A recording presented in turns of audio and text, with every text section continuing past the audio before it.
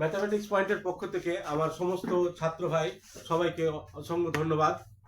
আজকের ভিডিওতে তোমাদের সাথে আমরা শেয়ার করছি ক্লাস 9 এর ফার্স্ট সেমেস্টার এক্সামের সেকেন্ড পার্ট সাজেশন, যেখানে তোমার 100% কমন থাকবে। ম্যাথামেটিক্স এর উপরে 100% কমন থাকবে। আমরা স্টার্ট করছি।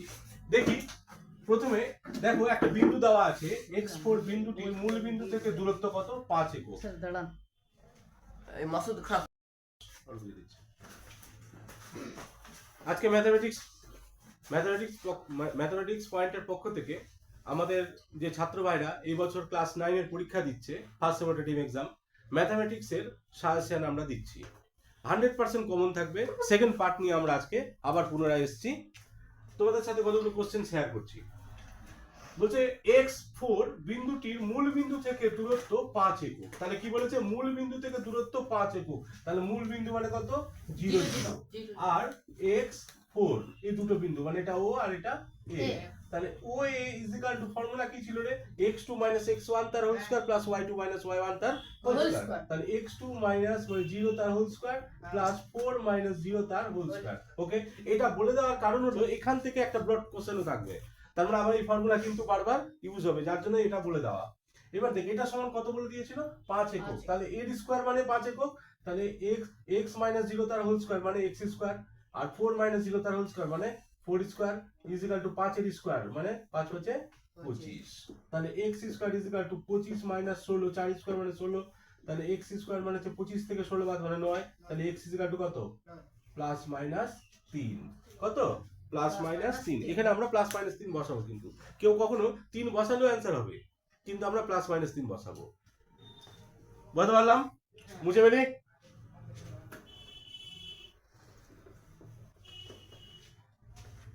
পরের প্রশ্ন বলেছে 2x 3y 0 সমীকরণের লেখচিত্র কেমন হবে?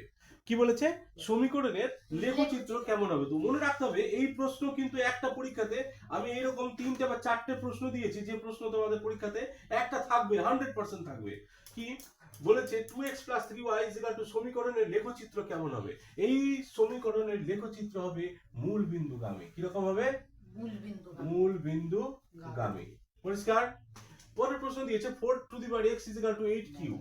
4 two the power x is equal two 8 cube. তাহলে আমরা কি করলাম? এটাকে লিখলাম 2 টু দি পাওয়ার 2x, আর এটাকে লিখলাম 2 টু দি পাওয়ার কিউব, আর তার হোল টু দি পাওয়ার 3। তাহলে 2 টু দি পাওয়ার 2x।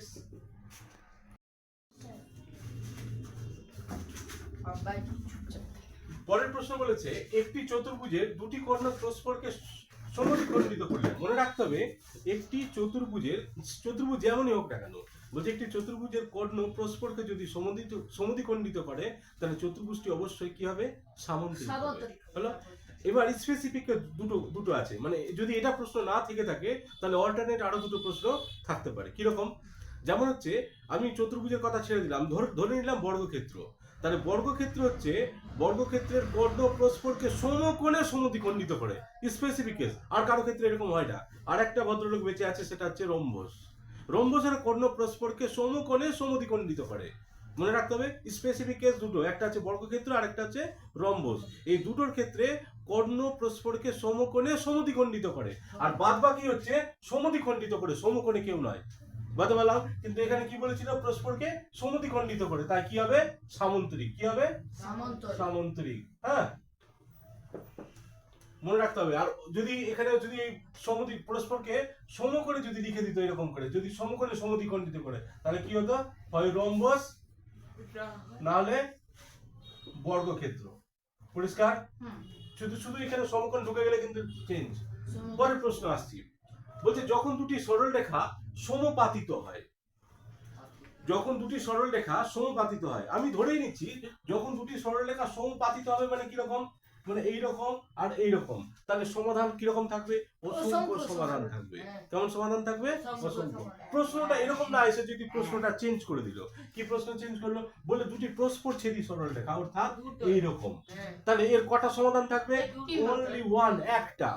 এবার যদি এরকম না দিয়ে, কারণ আমি এই কারণে বলছি যে দেখা গেছে আমি সমপাতিত দিলাম, এখানে সমপাতিত না দিয়ে তোকে প্রশ্ন দিয়েছে কি? দুটি প্রস্থচ্ছেদী সরলরেখা। হ্যাঁ। তাহলে একটা মাত্র সমাধান থাকবে। এবার এরকম না দিয়ে বললো যে সমান্তরাল সরলরেখা। কিরকম সরলরেখা? সমান্তরাল। তাহলে কটা সমাধান থাকবে? কোনো সমাধানই থাকবে না। কেন কোনো সমাধান থাকবে না? এর মধ্যে কোনো কমন পয়েন্ট কোনোদিনও আমরা খুঁজে পাবো না, যতদূর পারাই না কেন। বোঝা গেল পরিষ্কার? পরের প্রশ্ন বলছে x square minus a square এর দুটি উৎপাদকের সমষ্টি। তাহলে এর দুটি, তাহলে কি বলেছে দেখ, x square minus a square এর উৎপাদক কি কি আছে? এর উৎপাদক হচ্ছে x প্লাস a আর x মাইনাস a, কারণ a square minus b square সূত্র আমরা জানি, a plus b minus b লিখে দিয়েছি। তাহলে এটা হচ্ছে দুটো উৎপাদক, একটা উৎপাদক দুটো উৎপাদক। বলেছে এই উৎপাদকের সমষ্টি, তাহলে উৎপাদকের সমষ্টি মানে x plus a plus x minus a। বোঝা গেল পরিষ্কার? দেখি প্লাস এ আর মাইনাস এ কেটে গেল, কত হলো? 2x। কত হলো? 2x। তাহলে এটা হলো উৎপাদকের সমষ্টি। বোঝা গেল পরিষ্কার? পরের প্রশ্ন বলেছে x two the power 0 equal to 1 হবে যদি x এর মান, মনে রাখতে হবে x টু দি পাওয়ার 0 1 হবে, এটি কোন ক্ষেত্রে সম্ভব? এটি একমাত্র, মানে অনলি 1, এটা ছাড়া আমাদের কাছে কোনো অপশন নেই। কারণে বলছে x two the power 0 equal to 1 হবে কখন? যখন x নট ইকুয়াল টু 0 হবে, তখনই কিন্তু এটি সম্ভব, otherwise it is not possible. পরের প্রশ্ন √7 কি দিয়েছে? √7 বলেছে √7 হোক, √5 হোক বা √11 হোক, এই তিনটের মধ্যে পরীক্ষাতে 100% একটা প্রশ্ন আমাদেরকে থাকবেই। হ্যাঁ হ্যাঁ বল। দশমিকে বিস্তার করতে বলেছে। হ্যাঁ দশমিকে না, প্রশ্ন এরকম বলিনি, দশমিকে বিস্তার করতে বলে বলছে দশমিকে বিস্তার করলে কি হবে, মানে এর দশমিক যদি করা যায়, মানে বিস্তার যদি করা যায়, √7 এর দশমিক যদি বিস্তার করা যায় তাহলে কি হবে আমাদের প্রশ্ন করেছিল। তো প্রশ্নটা হচ্ছে যে এটা হবে এক ধরনের অসীম সংখ্যা। কিরকম হবে? অসীম। কিরকম হবে? অসীম। মাথায় থাকবে? আর দশমিকটা কিরকম হবে? অনাবৃত। তাহলে কি হবে? অসীম ও অনাবৃত দশমিক সংখ্যা। কি হবে? অসীম ও অনাবৃত দশমিক সংখ্যা। মোস্ট ইম্পর্টেন্ট, তিনটার মধ্যে একটা থাকবে পরীক্ষাতে। এবার আমি √7 দিয়েছি, দেখা গেছে পরীক্ষাতে √7 না দিয়ে √5 দিল, সেম আনসার। মাথায় ঢুকলো? পরের প্রশ্ন আসছে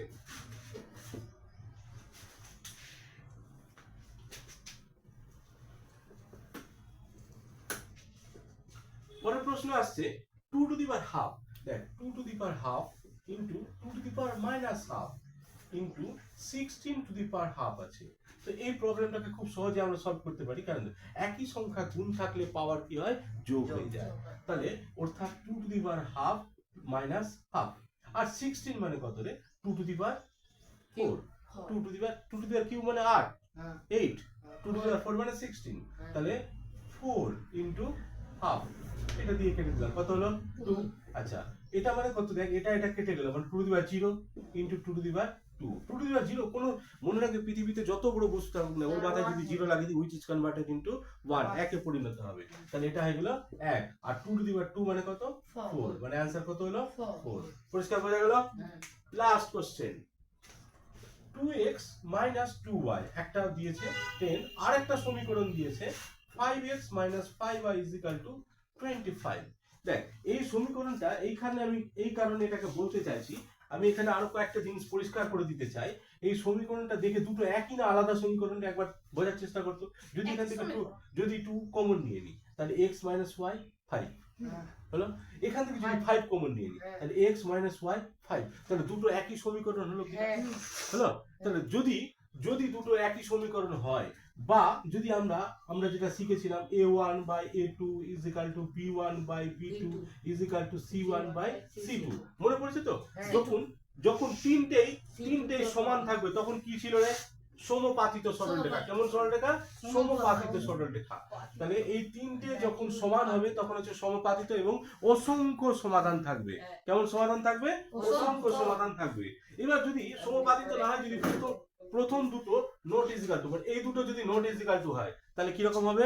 প্রস্থচ্ছেদী সরলরেখা যাবে। কি রকম হয়ে যাবে? প্রস্থচ্ছেদী, এবং একটি মাত্র সমাধান থাকবে। পরিষ্কার? এবার যদি এরকম না হয়ে যদি লাস্টটা মানে এটা সমান আছে অথচ এটা সমান নেই, যদি এরকম হয় তাহলে কি রকম হবে? কোনো সমাধান থাকবে না। অর্থাৎ সরলরেখাটা কেমন হবে? সমান্তরাল সরলরেখা হবে। মনে রাখবে এই তিনটা থেকে অবশ্যই একটা প্রশ্ন থাকবেই, অবশ্যই থাকবে তিনটা কন্ডিশন থেকে। আজকের সেকেন্ড পর্বের সমাপ্তি, আবার দেখা হবে আগামী তৃতীয় পর্বে। আজকে যে